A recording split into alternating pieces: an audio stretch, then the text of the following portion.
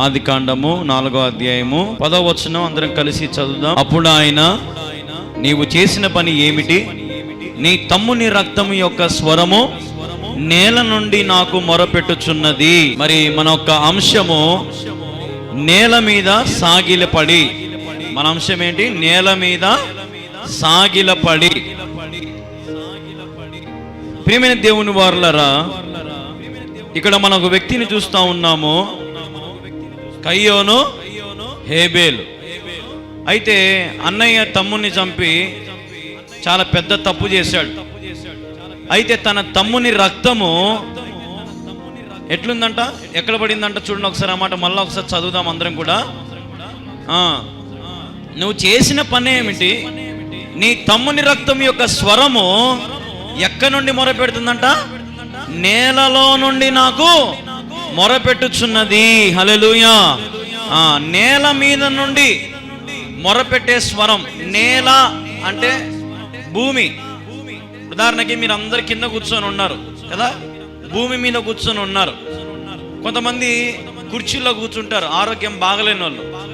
ఇంకొంతమంది అన్నీ బాగున్నా మరి మాకంటే తక్కువ కులం అని చెప్పి కొంతమంది పైన కూర్చున్న వాళ్ళు ఉంటారు.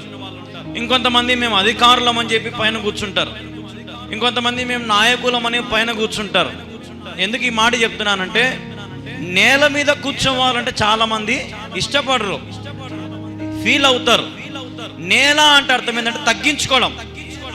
అర్థమవుతుందా? ఒక మాటలో చెప్పండి అంటారు కదా, నీ కాళ్ళకన్నా నేను కూర్చోవాలని అనే మాట వస్తుంది. ఇక చాలా మంది అంటూ ఉంటారు అన్నమాట. ఆ మాట గమనిస్తే ఇక్కడ నేల అనేది మనం ఎలా గమనిస్తున్నామంటే, ఇక్కడ ఒక తగ్గింపు స్వభావంగా మనం చూస్తూ ఉన్నాం. హల్లెలూయా, హల్లెలూయా. నేల మీద నుండి స్వరము దేవునికి మొరపెడతా ఉంది.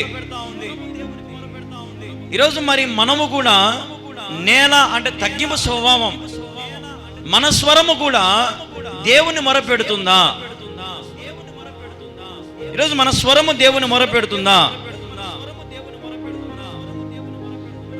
ఈరోజు మనం ఆలోచన చేయాలి. ఈరోజు నేల మీద మనం ఉంటే, లోకంలో ఒక సామెత ఉంది, నేల మీద ఉండనైనా గాల్లో తేలాకంటారు కదా. నేల మీద ఉంటే కొన్ని మాటలు చూపిస్తున్న వాక్యంలో ఉన్నాయి. మత్తయి సువార్త మరి 15వ అధ్యాయం 30వ వచనం చూడండి.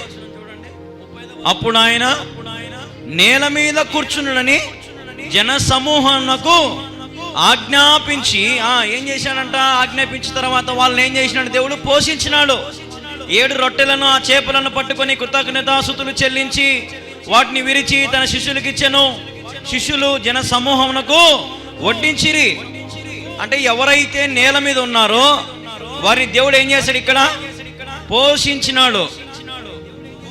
ఎవరైతే తగ్గించుకొని ఉంటారో, అంటే నేల మీద అంటే దీనత్వం కలిగి, సాత్వికము కలిగి, ఏమి ఉన్నా ఏమి లేకపోయినా అనుకువగా ఉండి, మంచివారుగా ఉండి నేల మీద ఉంటే, ఎవరైతే ఆ రీతిగా ఆ అనుభవంలో ఉంటారో, దేవుని వాక్యం చెప్తుంది, నేను మిమ్మల్ని పోషిస్తాను. హల్లెలూయా. జనాలందరూ నేల మీద కూర్చోబెట్టారు, అందరు కూర్చున్నారు.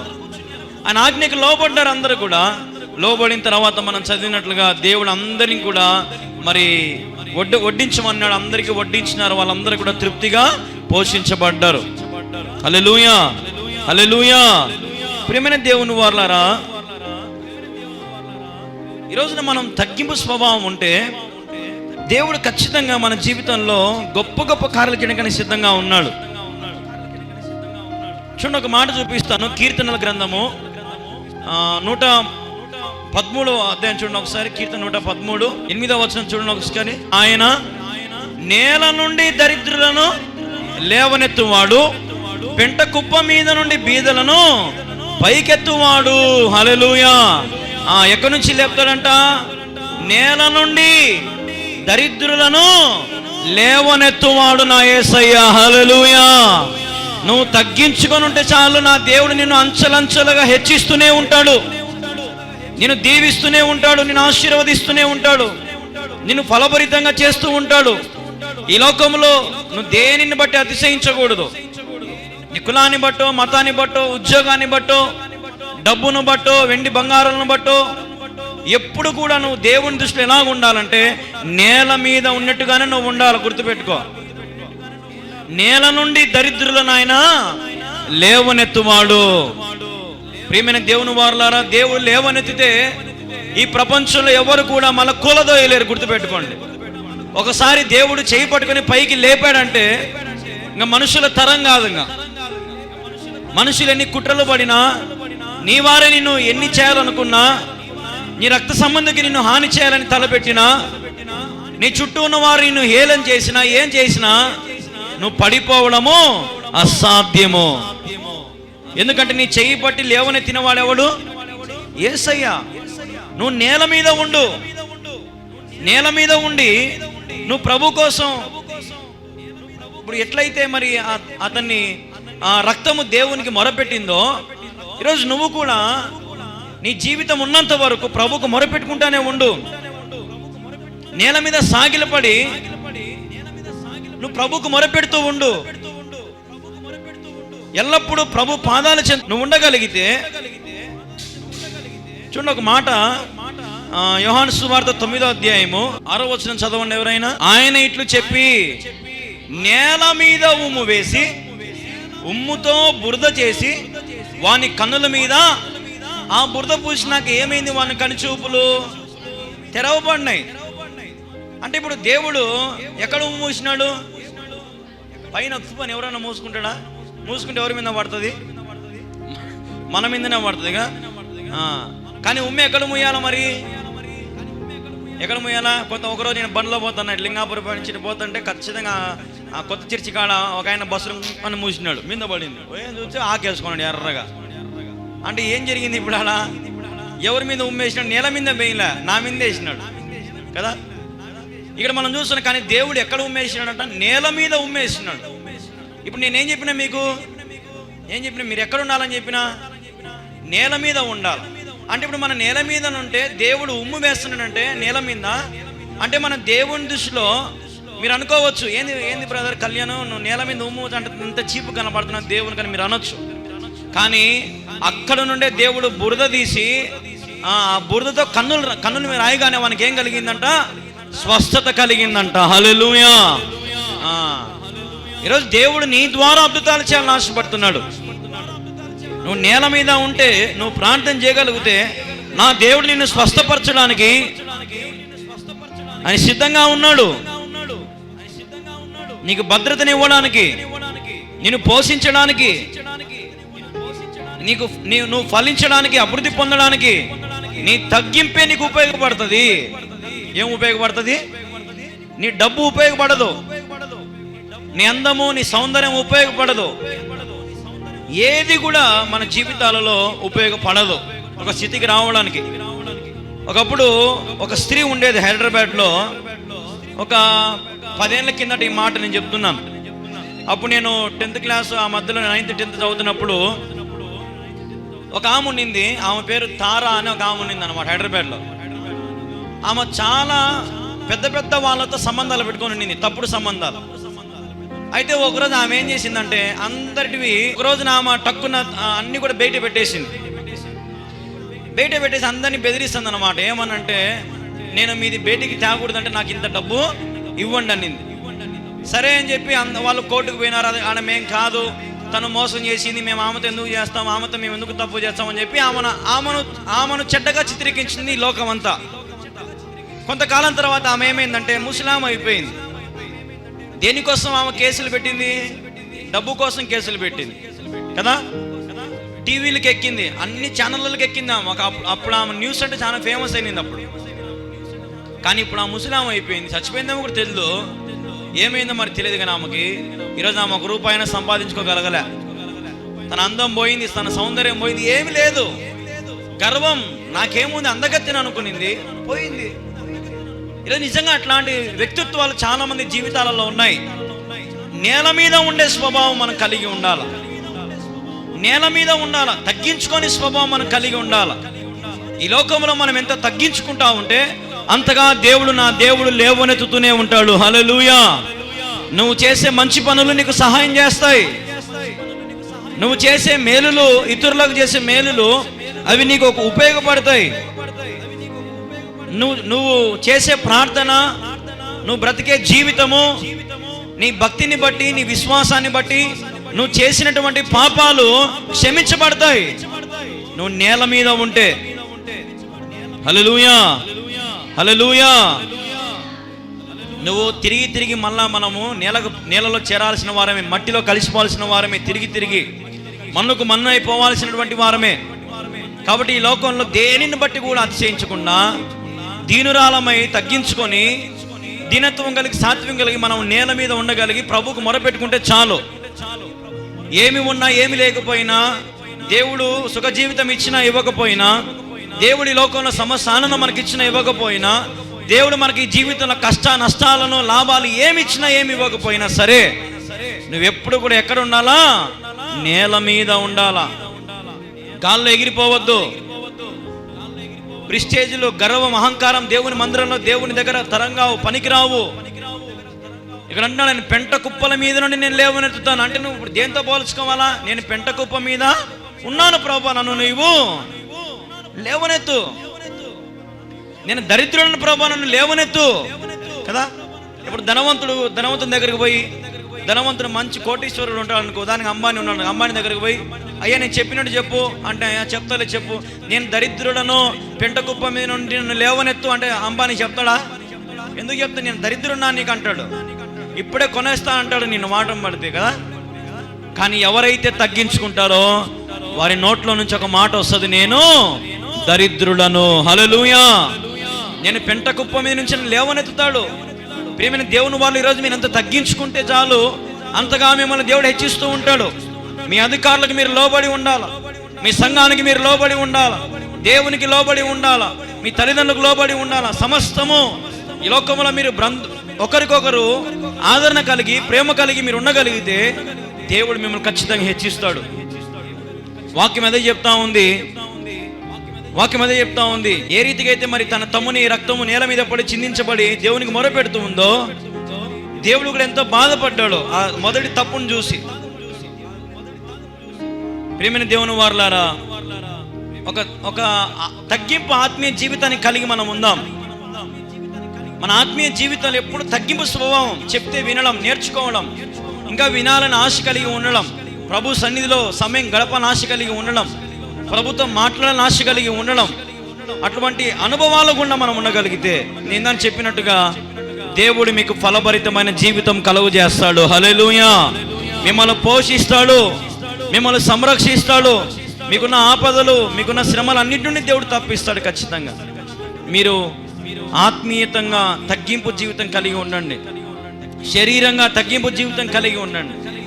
ఇదే ఈరోజు నేను చెప్పాలన్నటువంటి ముఖ్యమైన అంశం. అప్పుడు నా దేవుడు మీకు భద్రతను కలుగు చేస్తాడు. మీ జీవితంలో సమృద్ధికరమైనటువంటి వాక్యముతో ఆయన మిమ్మల్ని నింపుతాడు, మేలులతో మిమ్మల్ని నింపుతాడు, ఆనందముతో మిమ్మల్ని నింపుతాడు. మనకు ఈ లోకం నిజంగా ఎక్కడ కూడా అంత సంతోషం రాదు, కానీ దేవుని సన్నిధిలో వచ్చేంత సంతోషం మనకు నిజంగా ఇంకెక్కడ దొరకదు. దేవుని సన్నిధిలో ఉన్నటువంటి ఆనందం, దేవుని సన్నిధిలో ఉన్నటువంటి సంతోషము ఈ లోకమంతా మీరు ఎంత తిరిగినా, ఎంత వేటాడినా, ఎన్ని రకాలుగా మీరు ఎన్ని చేసుకున్నా, దేవుని సన్నిధిలో ఉన్నంత ఆనందము, ఈ పీసు, ఈ మనశ్శాంతి మీకు ఎక్కడ దొరకదు. గుర్తుపెట్టుకోండి ప్రియమైన దేవుని వారలారా. ఈ సంతోషం మీకు సదాకాలం కావాలంటే మీరు నేల మీద అనగా తగ్గింపుగా మీరు ఉండగలిగితే దేవుడు మిమ్మల్ని లేవనెత్తును గాక. హల్లెలూయా. మిమ్మల్ని ఆ దేవుడు ఖచ్చితంగా లేవనెత్తుతాడు, ఉన్నత స్థలాల మీద మిమ్మల్ని నిలబెడతాడు. యోసేపు లేమి స్థితిలో పడిపోయాడు, బావిలో వేసేశారు అన్నలో. కానీ యోసేపుని దేవుడు ఏం చేసినాడు? ప్రధానమంత్రిని చేసినాడు. దావీదుని ఎన్నికలేని వాడు అనుకున్నారు, వీడు గొర్రెలు కాసుకునేవాడని పక్కన పెట్టేసినారు. కానీ అదే గొర్రెలు కాసే వ్యక్తితోనే మరి గొలియాతును దేవుడు చంపించగలిగినాడు. ఈ లోకం నిజంగా నీ స్టామినా నీకు తెలియకపోవచ్చు, కానీ నీ స్టామినా నా దేవునికి తెలుసు. నీ సత్తా ఏందో, నీ పవర్ ఏందో మనుషులకు తెలియకపోయినా దేవునికి తెలుసు. దేవుడు నీ పక్షాన ఉన్నాడు ఖచ్చితంగా. నీ జీవితంలో గొప్ప గొప్ప కార్యాలు చేస్తాడు. నువ్వు నమ్మితే, తగ్గించుకుంటే, విశ్వాసంగా ఉంటే, బలవంతము లేకు ప్రేమ కలిగి, ఐక్యత కలిగి మీరు ఉండగలిగితే దేవుడు మిమ్మల్ని నిజంగా హెచ్చిస్తాడు. నేను పోయిన సంవత్సరము నాలో చాలా కోపం ఉండేది, చాలా కోపం, ఆవేశం ఎక్కువ ఉండేది. ఏదైనా చిన్న చిన్న తప్పులు జరిగినా, నేను ఏదన్నా గదురుకోవడం, ఏదైనా అనేటువంటి అంత కోపం ఉండేది నాకు. నేను ఈ సంవత్సరం వాగ్దానం ఒక మాట అనుకుని వాగ్దానం తీసుకున్నా, ప్రభువా ఈ సంవత్సరం నాలో కోపం అనేది రాకుండా చూడు. ఒకవేళ కోపపడినా నేను మళ్ళీ వెంటనే కంట్రోల్ చేసుకునే శక్తి నాకు ఈ సంవత్సరం నేను నా గుండె చేసుకుని చెప్పగలుగుతా. ఒక్క సన్నివేశంలో కూడా నేను కోపపడిన వెంటనే నేనే కంట్రోల్ చేసుకోవడం అలవాటైంది. అందుకే నేను అనుకుంటా, దేవుడు ఈ సంవత్సరం ఈ పరిచర్యను ఇంతమందికి ఆశీర్వాదకరంగా దేవుడు చేసినాడు. హల్లెలూయా. దేవుడు నిజంగా మనం ఎంత దీనులంగా ఉంటామో అంత హెచ్చిస్తా పోతాడు ఆయన. నేను ఇంతే, నా బ్రతుకు ఇంతే, నా లైఫ్ స్టైల్ ఇంతే, నేను మారలేను, నా వల్ల కాదు అంటే మనం ఏం చేయలేం. నేను ప్రతి విషయంలో కూడా దేవుని పని మాత్రం సీరియస్గా చేస్తా వచ్చే వ్యక్తిని. దేవుని పనిని నిర్లక్ష్యం ఎప్పుడు మనం చేయకూడదు. దేవుని మందిరం మీద మనకు ఎప్పుడు ఒక ఆలోచన ఉండాలా. దేవుని మందిరంలో ఏం జరుగుతుంది నాకు దృష్టి పెట్టాలా, ఒక కన్ను వేయాలా. దేవుని మందిరంలో ఏం జరుగుతుంది కదా, దేవుని మందిరం మీద ఒక ఆసక్తి ఎప్పుడు కనపరుస్తూ ఉండాలా. నేను వెళ్ళాలా, నేను ఉండాలా, నేను చూడాలా, నేను వినాలా అనే స్వభావం ఉండాలా. హల్లెలూయా, హల్లెలూయా. అది తగ్గింపు స్వభావం. చాలా మంది ఆ వాక్యం నేను విన్నాలే, వాక్యం అబ్బా చిన్నప్పటి నుంచి ఇనే వాక్యాలే లేబ్బా ఏముంది పోయి అంటారు కదా. తగ్గింపు స్వభావం కాదది. దేవుడు నూతనంగా మాట్లాడుతాడు ప్రతి వారం. ప్రతి కుడికలో దేవుని పరిశుద్ధాత్మ శక్తి వాడుకుంటుంది. ఈరోజు దేవుడు మిమ్మల్ని వాడుకోవాలంటే ఆ పరిశుద్ధాత్మ దేవుడు మీకు అవకాశం ఇవ్వాలా. పరిశుద్ధాత్మ దేవుడు మీకు అవకాశం ఇవ్వాలంటే మీరు ఎట్లాంటి స్వభావం ఉండాలంటే నేల మీద నుండి మీరు మొరపెట్టేవారుగా మీరు ఉండాలా. అప్పుడు దేవుడు మీకు అవకాశం ఇస్తాడు సేవ చేయడానికి, పరిచర్య చేయడానికి. మేము ఫోన్లు చేసేప్పుడు కూడా మీకు అవసరం లే, దేవుడే మీకు గుర్తు చేస్తాడు. పాపల్లి నీకు పని ఉందా, నువ్వు లేచి పని చేసుకోపో, దేవుని పని ఉంది చేయిపో అనేటువంటి స్వభావము అక్కడ కనపడుతుంది. ప్రేమైన దేవుని వారలారా, పరిశుద్ధాత్మ దేవుడు మనల్ని గద్దిస్తాడు, మనల్ని ప్రేమిస్తాడు, మనల్ని హెచ్చరిస్తాడు, మనం సరి చేస్తూ ఉంటాడు, మన మనసాక్షిని శుద్ధి చేస్తూ ఉంటాడు. అన్ని వేళలో అన్ని సమయాలలో మనకు దేవుడు చాలినవాడుగా ఉంటాడు. ప్రేమైన దేవుని వారలారా, మరి మనందరం కూడా నేల మీద ఉండే స్వభావం కలిగి ఉందాం. దరిద్రుల వంటి వారమైనా సరే, ఎటువంటి వారమైనా సరే దేవుడు మనం లేవనెత్తుతాడు. ఒకవేళ ఈరోజు లేవనెత్తలేకపోయినా ఒక సమయం అంటూ, ఒక సందర్భం అంటూ ఉంది. ఆ సమయం వచ్చినప్పుడు, సందర్భం వచ్చినప్పుడు నువ్వు ఎక్కడైతే కించపరచబడ్డావో, ఎక్కడైతే అవమానపరచబడ్డావో అక్కడి నా దేవుడు నిన్ను పైకి లేవనెత్తునుగాక. హల్లెలూయా. ఎవరైతే నిన్ను హేళనగా మాట్లాడారో, ఎవరైతే నిన్ను కించపరిచినారో అటువంటి స్థలాల మీదనే, అటువంటి చోటనే, అది ఏ గ్రామమైనా, ఏ పట్టణమైనా, ఏ పేటని, ఏ జిల్లా అయినా సరే నా దేవుడు అక్కడ లేవనెత్తుతాడు. ఈరోజున మీరందరూ కూడా మరి మీ జీవితాన్ని ఎన్నో మీరు ఎదుర్కొంటూ ఉండొచ్చు, కానీ మీరు ప్రభు నేల మీద ఉండండి. మీకు ఎంత డబ్బు అయినా ఉండని, డబ్బు లేకపోయినా ఉండని, ఎటువంటి స్థితులైనా ఉండండి, మీరు ప్రభు మందిరంలో, జీవితంలో కానీ ఎక్కడైనా సరే మీరు నేల మీద అంటే తగ్గింపు స్వభావం కలిగి ఉండండి. నాకున్నదంతా దేవుని ద్వారానే.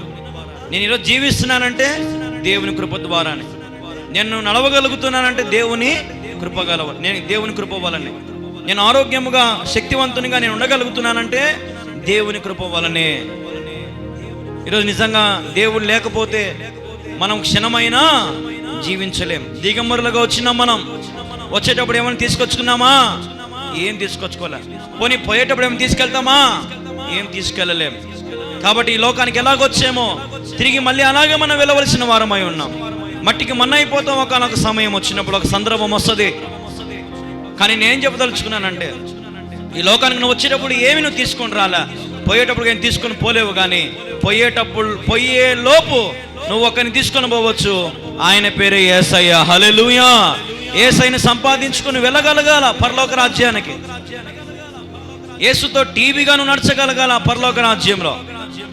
ఇప్పుడు ఉదాహరణకి మరి ఎవరన్నా మన మందిరం దగ్గరికి ఎవరైనా కొత్త వాళ్ళు వస్తారు, అప్పుడప్పుడు నన్ను కలవడానికి వచ్చినప్పుడు నేను వాళ్ళకి మందిరం అంతా చూపిస్తూ ఉంటా. ఇది వంటగది, అది స్టోర్ రూమ్, అది మా రూమ్, అది బాత్రూమ్లో, అది చర్చి, అది గెస్ట్ రూమ్, అది పాస్ట్, ఇన్ని చెప్తుంటా వాళ్ళు వచ్చిన వాళ్ళకి అందరికీ. ఆ స్థలం మాదే, ఎంగల స్థలం మాదే, ఇట్లా చేయాలి అని చెప్పినప్పుడు వాళ్ళందరూ బాగా సంతోషంగా నవ్వుతా, ఆహా బాగుంది బ్రదర్, ప్లాన్ బాగుంది అంటారు. నేనే అట్లా చెప్పినానంటే యేసు ప్రభు దగ్గర ఆ పరలోక రాజ్యము మనకు వివరిస్తాడు ఆయన. ఇదో ఇది ఇది కథ, ఇది ఇట్లా అని దేవుడు మనం పక్క నిలబడి మనకు చెప్తుంటే ఎంత ఆనందం ఉంటుంది, ఎంత సంతోషం ఉంటుంది అక్కడ. ఈ లోకంలో తాత్కాలికమైన సంతోషం, అస్థిరమైనది. ఏంది ఈ లోకము? అస్థిరమైనది. ఈ భూమి ఏదో ఒక రోజుకి యుగాంతం ఉంది. ఈ భూమికి ఒకానొక సమయంలో ఈ భూమి తిరగడం ఆగిపోతుంది. ఒకానొక సమయంలో జలాలు, భూమి సమస్తం నాశనం అయిపోవచ్చు. సమయం అతి సమీపంలోనే ఉంది. కాబట్టి ఈరోజు మనము దేవుని వారులుగా ఉండి దేవుని బిడలుగా మనం ఉండగలిగితే, ఈ లోకంలో మనం తగ్గించుకొని రిక్తులుగా మనం ఉండగలిగితే, ఖచ్చితంగా ప్రభు మనలను లేవనెత్తుతాడు పరలోక రాజ్యానికి. హల్లెలూయా. తీసుకొని పోతాడు ఆయన. వెళ్ళేదం శ్రేష్ఠ దేశం, నిత్యము ఉండేదన్ ప్రభుతోనే నిత్యము. ఎవరితో ఉంటామంట నిత్యము? నీ భర్తతో కాదు, నీ భార్యతో కాదు, నీ పిల్లలతో కాదు. ఎవరితో ఉంటామంటే నిత్యము దేవునితో, ప్రభుతో ఉంటాం. నిత్యమును ప్రభుతో ఉండాలి. నిత్యమును ప్రభును స్తుతించగలగాలి. నిత్యమును ప్రభును ఆరాధించగలగాలి. ఈ లోకంలో ఉన్నంతకాలం నీ జీవితం ముగించేలోపు బల్లను కూడా మిస్ కాకూడదు. ఆదివారం ఆరాధన మిస్ కాకూడదు. ఎన్ని పనులున్నా, ఎందరు ఏమనుకున్నా నీ గురించి డేట్లు మారిపోవాలా. గుర్తుపెట్టుకో, నీ వల్ల ఏం మారిపోవాలా? డేట్లు మారాలా. ఈరోజు కళ్యాణ్ రాలే, కళ్యాణ్ చర్చికి పోవాలి, ఖచ్చితంగా పోతాడు కాబట్టి ప్రోగ్రామ్ రేపు పెట్టుకుందామని అనాలా. ఏం కాదు, కళ్యాణ్ ఆడికి పోతాడు, చర్చి అయినా మానుకుంటాడు, వచ్చలే అనేది కాదు. నీ వల్ల ఏం మారాలా? ప్రోగ్రాంలు మారాలా. నీ వల్ల, నీ భక్తి వల్ల ఇంకొకరు నడిపించబడాలా. నీ విశ్వాసం వల్ల ఇంకొకరు మందిరం నడిపించబడాలా. ఎడతెగక నువ్వు భక్తి చేస్తా ఉంటే నీ భక్తిని బట్టి నీ కుటుంబము సమృద్ధిలోకి నడిపించబడాలా. హల్లెలూయా, హల్లెలూయా. నేల మీద ఉంటే గొప్ప గొప్ప కార్యాలు జరుగుతాయి. రొంచేపు నేల మీద, రొంచేపు ఆడ, రొంచేపు ఈడ, ఆడొక్కాలిలో కాలేసి మనం తిరుగుతూ ఉంటే మన జీవితాల వృద్ధిలోనికి రావు. అద్భుతాలు మనం చూడలేం, ఆశ్చర్యకార్యాలు మనం చూడలేం, మన పాపాలు క్షమించబడవు, మనం రక్షించబడలేము, పోషించబడలేము, సంరక్షించబడలేము. దేవుడు ఖచ్చితంగా మన చేతిని ఏం చేస్తాడు? విడిచిపెడతాడు.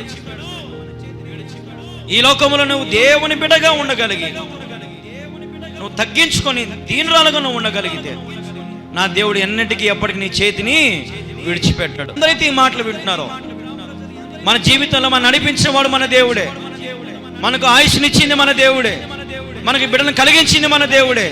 మన ఈరోజు కుటుంబం పోషించబడి, రక్షించబడి, ఆనందంగా మరి అన్ని రకాలుగా మనం ఉండగలుగుతున్నాం అంటే నా దేవుని కృప వల్లనే. మరి ఈరోజు నువ్వు దేవునికి ఏం చేయగలుగుతున్నావు? దేవునికి నువ్వేమి ఇవ్వగలుగుతున్నావు? ఏమి ఇచ్చిన నువ్వు తీర్చుకోగలుగుతున్నావు అనేది ఒక ప్రశ్న వేసుకుందాం. ఏమి ఇచ్చినావు? ఏం చేయగలుగుతున్నావు? ప్రభు పని నువ్వు ముందుకుండి చేయగలుగుతూ ఉన్నావా? ఈరోజు మనం ఆలోచన చేయాలి. లోకంలో అందరి పనులు భుజం మీద వేసుకుంటాం, కానీ ఒక వ్యక్తి పని మాత్రం మనం ఎక్కడ వేసుకోం? భుజం మీద కాదు. అసలు వద్దంటాం మనం. వద్దులే పనికి ఎందుకు ఈ భారం అంటే, మంది చేసుకోకపోతే ఎట్టా అని ఎత్తుతాం. చెప్పాలి గట్టిగా, ఎత్తుతాం. మొయ్యలేని భారం మోస్తాం. గసొచ్చినా, మేలుకొనైనా, తిప్పలు పడైనా సరే మనుషులను సంతోషపెట్టాలని, ఏమనుకుంటారో ఏమో అని వారి బాగుక్షేమాలకు ఎంతో పాటు పడతాం. మరి నీకోసం అన్నిటిని వదులుకొని, తగ్గించుకొని, యేసుక్రీస్తు ప్రభువు వారి లోకానికి వచ్చి తన ప్రాణమును నీ నిమిత్తమై, నా నిమిత్తమై అర్పించి ప్రాణమును పెట్టి, ఆయన నేను లేవనెత్తుతాను బిడ్డ, నేను మళ్ళీ వస్తాను, నేను తీసుకెళ్తాను, అంతవరకు నమ్మకంగా ఉండు, పరిశుద్ధంగా ఉండు, పవిత్రురాలుగా ఉండని దేవుడు ఈరోజు మొత్తుకొని చెప్తా ఉంటే సేవకుల ద్వారా, ఈరోజు నిజంగా క్రైస్తవుడు, నేను ఎన్నోసార్లు చెప్తా ఉంటా, చాలా సింపుల్గా దేవుణ్ణి పక్కన పెట్టేస్తారు, సింపుల్గా తప్పులు చేస్తారు, సింపుల్గా పాపాలు చేస్తారు. కంట్రోల్ చేసుకోలేవా? తల్లి ఆకేసుకునే అలవాటు ఉంది తల్లికి. పసిబిడ్డ ఆ బిడ్డ కూడా ఆకేసుకుంటా ఉంది. ఇప్పుడు ఆ బిడ్డ ఎవరిని చూసి నేర్చుకుంది? తల్లిని చూసి నేర్చుకుంది. అదే తల్లి బైబిల్ చదువుకొని ప్రార్థన చేసుకుంటా కుటుంబాన్ని కట్టుకుంటూ, కోపం లేకుండా శాంతముగా కుటుంబాన్ని కట్టుకుంటే ఆ బిడ్డ ఆకేసుకుంటుందా? ఆ బిడ్డ కూడా ఏం చదువుతుంది? ఆ బిడ్డ ఇంట్లో ఏం పని చేస్తుందో చేయదా? చేస్తుంది. తల్లి ఎట్లుంటుందో బిడ్డ కూడా అట్లే ఉంటుంది. తండ్రి ఎట్లుంటాడో బిడ్డ కూడా అట్లే ఉంటాడు. ఈరోజు నీ కుటుంబము వర్ధిల్లింపబడాలంటే నీలో ఉన్న పాత జీవితమును మానుకోవాలా. హల్లెలూయా. దేవుని సహాయము కావాలా అన్ని విషయాలలో. నాకు తెలిసిన ఒక అబ్బాయి ఉన్నాడు, చాలా బాగా చదువుతాడు. అబ్బాయి చాలా మంచి టాలెంటెడ్ పర్సన్, చాలా మంచి జ్ఞానవంతుడు. అయితే ఆ అబ్బాయి మందిరానికి రాడు, మందిరానికి పోడు. అమ్మ నాన్న మాత్రం చర్చికి వస్తూ ఉంటారు. మేము ఎప్పుడు అడుగుతూ ఉంటాం, ఏం అంకుల్ వాడు రాలేదే, వాడు చదువుకుంటున్నాడు, వాడు చదువుకుంటున్నాడు, వాడు చదువుకుంటాడు అనేటోళ్ళు. వానికి ప్రతి ఆఫర్లీలో, క్వార్టర్లీ ఎగ్జాములలో, మధ్యలో అన్ని ఎగ్జాములలో వాడు భయంకరంగా పాస్ అయితే వచ్చినాడు. 10th ఫైనల్స్ వచ్చినాయి. 7.6కు పన్నాడు వాడు. 7.6 10 పాయింట్లకు ఎన్ని వచ్చినాయి వానికి? ఏరా అంటే నాకు ముందు రోజు జ్వరం వచ్చిందని చదవలే అన్నాడు. ఏం వచ్చిందంటే ముందు రోజు దానికి జ్వరం వచ్చింది. మరి చదవంతంత మాత్రం వచ్చిన మందిరంలోకి వెళ్ళి అన్ని పనులు చేసుకుంటూ మందిరంలో ఉంటే అన్ని చేసుకుంటుంటే నాకు 7.8 వచ్చినాయి. అంటే ఇప్పుడు వానికంటే నాకు ఒక 2 పాయింట్లు ఎక్కువే వచ్చినాయి. మనం ఇక్కడ ఆలోచించాల్సిన విషయం ఏంటంటే, నువ్వు దేవునితో ఉంటే దేవుడు నీతో కూడా ఉంటాడు. హల్లెలూయా. నీవు లేకుండా నీవు లేకుండా నేనుండలేను, నాకున్నావన్నీ నీవే యేసయ్యా. కన్నులు మూసినా కన్నులు తెరచినా నీ రూపమే. కళ్ళు మూసినా కళ్ళు తెరిచినా ఎవరి రూపం కనపడుతుందంట? నీకెవరి రూపం కనపడుతుంది? డబ్బు రూపమో, బంధు ప్రీతి, కుల ప్రీతి, మత ప్రీతి, వీళ్ళు కనపడతారు నీకు. నీతో ఎల్లప్పుడూ ప్రభు ఉండాలని ఆశపడతా ఉన్నాడు. ఎల్లప్పుడూ నీ కుడి పక్కన దేవుడు ఉన్నాడు, నీ ఎడం పక్కన దేవుడు ఉన్నాడు, నీ ముందు నీ వెనకల ప్రతినిత్యము ప్రతి చోట ఆయన ఉన్నాడు. హల్లెలూయా. ఆయన ఉన్నప్పుడు నువ్వు నేల మీద ఉన్నావు అనుకో, నువ్వు ప్రభా నేను నీ అంతటి వాడను కాదు నాయన, నేను దీనుడను ప్రభా, నేను నీతో ఉండడానికి నాకు అర్హత లేదు నాయన, ఒట్టి పాత్ర నాయన నాది, నీవు నన్ను నింపు నాయన. కానాన విందులో ఒట్టి పాత్రలు దేవుడు దేంతో నింపినాడు చెప్పాలా? దేంతో నింపినాడు? ద్రాక్షరసం పోసినాడా? బా చదువే మార్చేస్తారే టక్కున. ఏం పోసినాడు అనే నేను ఏం పోసినాడు? దాంట్లో నీళ్లు పోసినాడు. అది చెప్పండి. నీళ్ళను ఏం చేసినారు అంటే, ఇప్పుడు మనం కూడా వట్టి పాత్రలుగా దేవుని దగ్గరకు వస్తే ఆయన మన జీవితంలో ముందు ఏం చేస్తాడు? నీళ్లు పోస్తాడు. నీళ్లు పోస్తే చెట్టు ఏమవుతుంది? చిగురిస్తుంది. చిగురిచ్చినాక చెట్టుకి ఏం కాస్తాయి? ఫలాలు కాస్తాయి. హల్లెలూయా. ఈరోజు దేవుడు నీ జీవితంలో అదే చేస్తాడు. నువ్వు ప్రభు దగ్గరకు వస్తే నీరు పోస్తాడు, ఎరువు వేస్తాడు, నీ జీవితాన్ని చిగురింపడి చేస్తాడు, నీకు అద్భుతమైన కాయలు కలిగేటు దేవుడు చేస్తాడు. హల్లెలూయా.